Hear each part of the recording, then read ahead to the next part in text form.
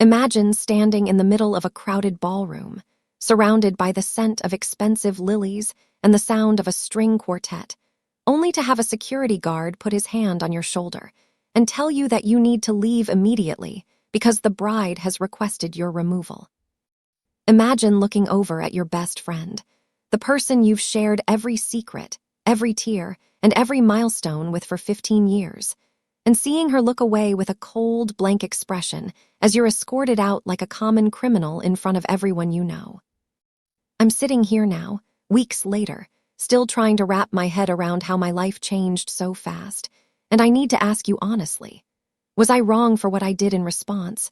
Or would you have done the exact same thing if the person you loved most in the world treated you like trash on the most important day of their life? This isn't just a story about a wedding gone wrong. It's a story about a betrayal so deep it makes you question every single memory you have of a person. And I'm going to tell you exactly how it happened, from the very first red flag to the moment I decided to burn it all down. My best friend, let's call her Sarah, and I met in the 10th grade. We were the classic duo.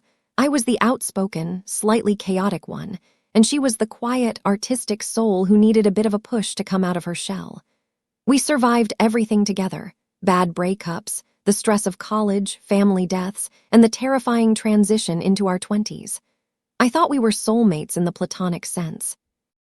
I truly believed that no matter what happened in our lives, Sarah and I would be the two old ladies on a porch somewhere, still laughing about the time we tried to dye her hair at 3 a.m. and turned it neon orange. So, when she met Mark 3 years ago, I was her biggest cheerleader. Mark was everything she said she wanted: stable, successful, and coming from a very old money kind of family. At first, it was great, but looking back, that's where the cracks started to form. As Sarah got deeper into Mark's world, a world of country clubs, silent auctions, and people who care more about their last name than their character, I started to notice her changing. She started criticizing my clothes, my job as a freelance designer, and even the way I talked. She'd say things like, "Oh, honey, maybe don't mention that story in front of Mark's parents. They're a bit more refined." Or, "Are you really wearing those shoes to dinner?" I laughed it off as nerves, thinking she was just trying to fit into a world that intimidated her. When Mark finally proposed, I was over the moon. I expected to be the maid of honor, obviously. We had talked about our wedding since we were 16. We had a shared Pinterest board from 2012 that was still active. But when the time came to pick the bridal party, Sarah didn't call me. She didn't text me. She sat me down for coffee and, with a straight face, told me that she had decided to make her new friend, Emily, the maid of honor. Emily was someone she had known for exactly 6 months. Emily was also the daughter of a prominent real estate mogul and a regular in the social circles Sarah was so desperate to impress. I was crushed, but I tried to be the big person. Sarah told me she still wanted me to be a bridesmaid, and she needed me there to help her navigate the stress because I was the only one who truly knew her. Like a fool, I agreed. I spent the next year doing all the work that Emily was too busy or too important to do. I organized the bridal shower, I handled the spreadsheets for the vendors, and I spent hours on the phone with Sarah when she was having bridezilla meltdowns about the shade of the napkins. Emily, meanwhile, did nothing but show up for the fun stuff and post pictures of the planning on Instagram, acting like she was the mastermind behind it all. I swallowed my pride because I loved Sarah. I thought that once the wedding was over, she'd realize who her real friends were. The breaking point started during the bachelorette weekend. Sarah had wanted a high-end trip to a private villa in Mexico. Since Emily was in charge, she planned an itinerary that cost nearly $4,000 per person. When I told Sarah I couldn't afford that on top of the bridesmaid dress, the travel for the wedding, and the gift, she didn't offer to help or suggest a compromise.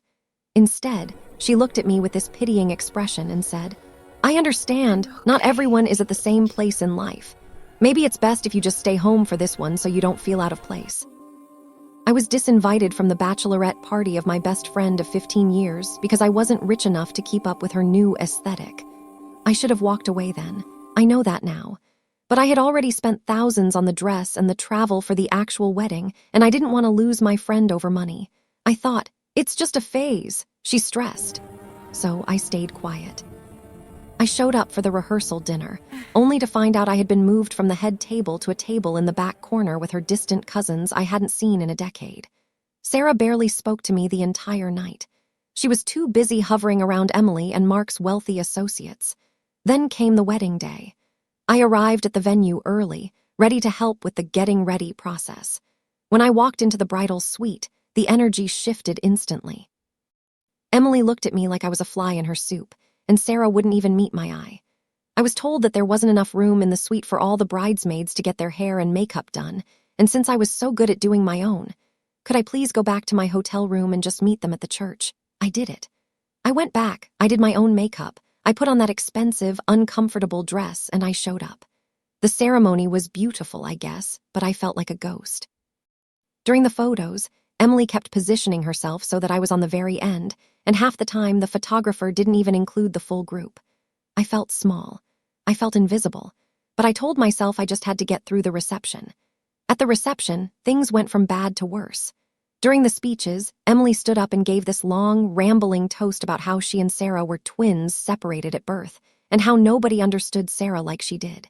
She didn't mention me once. Not once. After 15 years of being her sister, I wasn't even a footnote in the story of her life. I was hurt, but I decided to just stay in my lane, drink my champagne, and leave early. But then the incident happened. I was standing by the bar when Mark's mother came up to me. She was a bit tipsy and started talking about how lovely the wedding was, but then she said, "It's a shame about the incident with the money, but Sarah was so kind to still let you attend." I froze. I asked her what she meant. She leaned in and whispered, "Oh, Sarah told us how you had some trouble with the bachelorette funds and how she had to cover your portion, and that things were a bit tense. But she said she couldn't imagine not having her charity case friend there." My blood turned to ice. I hadn't had trouble with the money. I had been told not to come. Sarah had lied to her new, wealthy family, painting me as a struggling, dishonest person she was pitying just to explain why I wasn't in the inner circle. She had used my financial situation as a way to make herself look like a saint to these people. I was vibrating with rage. I walked over to the head table, intending to ask Sarah for a private word. I wasn't going to make a scene. I just wanted to look her in the eye and ask her why. But before I could even get within 5 feet of her, Emily stood up and blocked my path. She told me I was making the bride nervous with my attitude and that I needed to go back to my seat. I told Emily to move, and that's when Sarah finally looked at me. She didn't look sorry.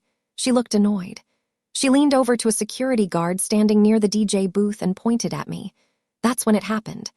That's when the guard put his hand on me and told me I had to leave because the bride felt threatened and uncomfortable by my presence. I was humiliated. I was ushered out in front of everyone. As I was walking out, I saw Sarah turn back to her conversation with Emily, laughing, as if I had never existed. I sat in my car in the parking lot for an hour, just shaking. The betrayal was so complete, so calculated that I couldn't even cry. I just felt this cold, hard clarity.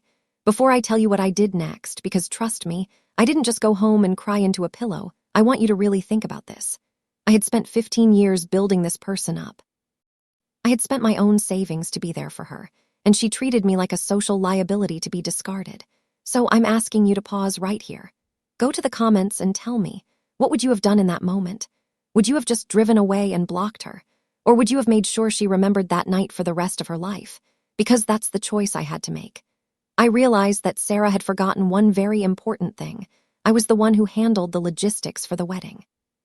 Because Emily was useless, I had the logins to the digital guest book, the photographer's preview portal, the wedding website, and most importantly, I was the one who had coordinated the surprise montage that was scheduled to play on the giant screens during the late-night dance set. I also had 15 years of text messages, emails, and photos that Sarah definitely didn't want her new, refined family to see. I went back to my hotel room and opened my laptop. I wasn't going to be silent. I logged into the wedding website first. I changed the Our Story section from the polished, fake version Sarah had written to a very detailed account of her actual history, including the time she got fired from her first job for borrowing from the petty cash, and the fact that she was actually still technically in debt to me for several loans I'd given her over the years that she'd conveniently forgotten. Then, I turned my attention to the montage. The original video was a sweet collection of photos of her and Mark. I spent the next 3 hours editing a new version. I included the screenshots of her mocking Mark's parents behind their backs in our private texts from a year ago texts, where she called his mother a stuck-up fossil and said she was only marrying him for the zip code. I included the photos of her from our Wilder college days that she had tried so hard to scrub from the internet.